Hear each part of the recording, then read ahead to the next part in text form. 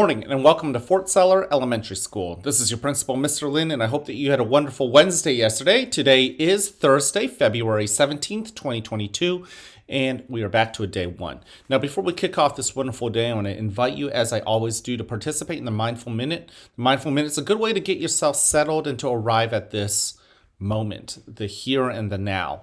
Letting go of the past, letting go of the future, and just focusing on the blessings with a thankful heart around us. Okay. Now, I know that today is going to be a little bit different. We have a change in our normal routine. We are going to have an early dismissal, but we can still really enjoy what is around us. Okay. So let's use our eyes for a moment and just look around, focus in on something that you are grateful for. Okay. So I'm looking at something that I don't often think of as necessarily a great thing, but I'm actually quite thankful for it. I'm actually looking at my trash can in my office. Can you imagine what life would be if there was no place to put your trash? And that trash just builds up into a bigger pile and a bigger pile, right? So I'm studying it. I'm noticing every aspect of that trash can in my case. You might be looking at something totally different, but come up with a good reason to be thankful for it. Now with your nose, breathe in and out. What do you sense with your sense of smell? What does it remind you of? And what are you thankful for as far as what memories or thoughts it brings up? And then with your ears, just pause and listen. What do you hear? And what are you thankful for? And last but not least, what do you feel? My office is a little bit cold right now, but that's okay. I'm noticing my clothing though, and just like yesterday, I'm grateful to be able to have clothing to keep me warm. All right, now I'm going to continue to move on to our next breathing technique. Today, I want to invite you to pick any breathing technique that we've practiced over this school year, including some of the ones that that we've been practicing that have been developed by some of our students, right? You may really like the broken heart method. Breathe in and breathe out, right? But you might choose something else. So today I'm going to use the elevator breathing method, but you can choose whatever works best for you. Get yourself settled. Notice your body. Notice the chair holding you up. And go ahead and take that first breath in through your mouth. Through your nose. And out. Allow your body to settle into your chair. Allow the muscles in your back to relax.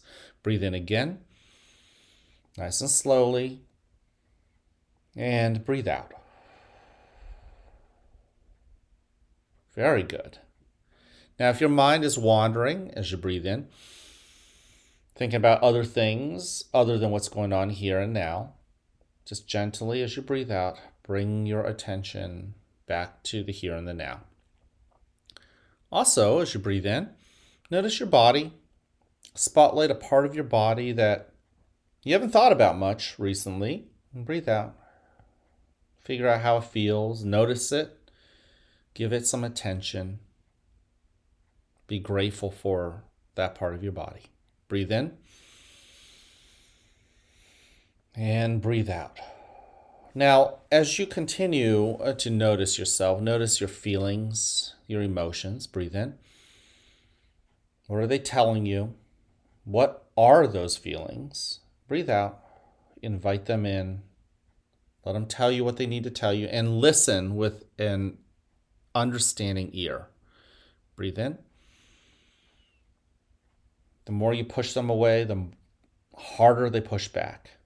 Breathe out. So just open the door. Let them in. Even the unpleasant feelings. And once they've told you what they need to tell you, they'll move on to the next moment. At this moment, soon you'll hear a bell or a chime. Listen to it as it gets quieter and quieter. And when you can't hear it anymore, you may then open your eyes and awaken to the world that is around you.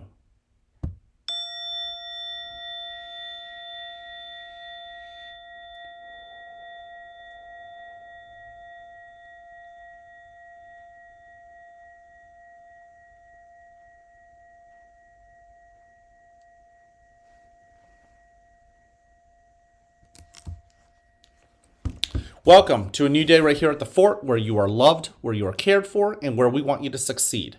Now, whether you have a great day or not is ultimately your choice. So choose wisely, work at it, and enjoy the rewards.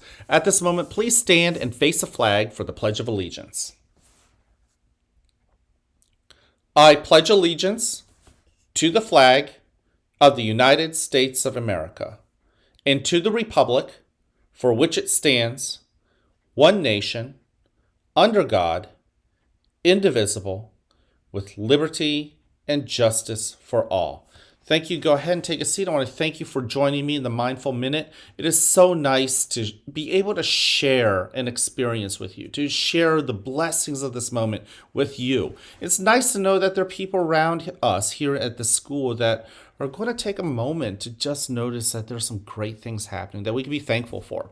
Now, I'm also thankful for many of you for practicing the 3 B's. So number 1, show that you're respectful to yourself as well as to others. Listen when your teacher's talking, and listen when your friends are talking. And when it's your turn to talk, I hope other people will listen and try to hear you out and try to give credit for your thinking and your ideas and the way you answer questions. If your teacher asks you to try to answer a question, give it a shot. If you're wrong, that's okay. That's why being ready, which is one of our 3 B's, is part of our 3 B's, right? Being ready to fail, it's okay. But before we get to that, also show that you are responsible. Showing self-control with your voice. Are we talking out of 3? Are we talking out of 2? Are we talking out of 1? Right? We talk about this a lot in the cafeteria during lunch for you first and second graders. And most of you guys are beginning to get the hang of it. I want to encourage you to continue to practice keeping it at a level 1. It's not easy, I know it, but I believe in you. Also, be responsible and show self-control with your hands and your feet and the words that come out of your mouth, right? You know, yesterday there was a second grade girl whose feelings were hurt because she heard other kids saying unkind things about her. But you know what the great thing is, and I really do believe this about all of us, there's a good person in each one of you. When I spoke to some of the other girls who weren't being as kind, I sensed deep down inside they understood that it wasn't the right thing to do, what they had done. I want to give them credit for being honest with me. Okay? But that didn't mean that I was happy for them saying unkind words, but they figured it out real quick, and they knew that their mouths could actually be used to use words that are encouraging and helpful. And I believe that they have started to work on it, and that shows great growth. And I'm really proud of them if indeed they're working on that. Okay? Now, finally, show that you're ready to learn, ready to fail, as we've talked about before. You know what? When you fail and you understand, excuse me, if you understand that failing and mistakes are part of the process of learning, then you won't judge yourself as hard if, maybe you didn't do a good job with something or you didn't answer a question correctly. Okay, so see failure as an opportunity, not as something to be upset about. Okay. Our character trait for the month is honesty. We just talked about how some kids have been to my office, or I've had to talk to them in the hallways, and sometimes they haven't made the best choice, but they've practiced honesty more and more so now, and I'm really happy for that. That doesn't mean that I'm happy for their poor choices, but guess what? When we're honest, we can actually move forward. We can solve the problem and, still trust each other. Okay, so I want to encourage all of us to continue to practice honesty, but also be honest with yourself. When you're angry, it's good to be honest with yourself and tell yourself that you're angry, because that might give you a nice little reminder to breathe in and breathe out. There was a second grader who was going to specials yesterday, and he was having a really hard time going to the library. But by the time I had heard about it, I popped in the library and I noticed that the student was actually getting himself together and participating. And he was thankful to his teachers when I talked to him, but I was also proud of him for being honest with himself and noticing that this was an opportunity that he can either make worse or do better with, and he chose the better side of him, and I'm rooting for that side of him too. Last but not least, I want you to hear this. I love you just the way you are. Yesterday, so many of you guys, actually, more than normal, came up to me, and I also heard a lot of you going up to some grown-ups and adults, and then also your own classmates, and telling them you love them, you like them just the way they are.